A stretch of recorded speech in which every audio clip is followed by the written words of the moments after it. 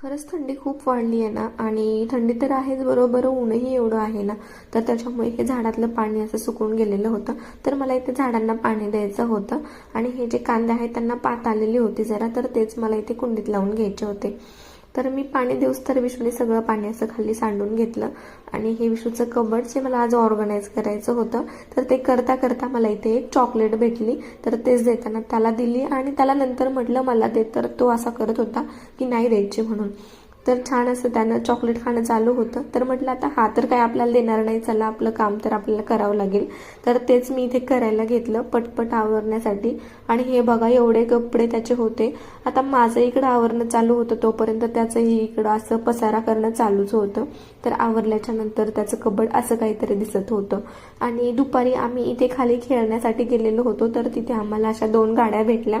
तर ही एक दादाची गाडी होती, आणि हा जो हत्ती होता तर तो त्याच्यासोबत छान विशू खेळला.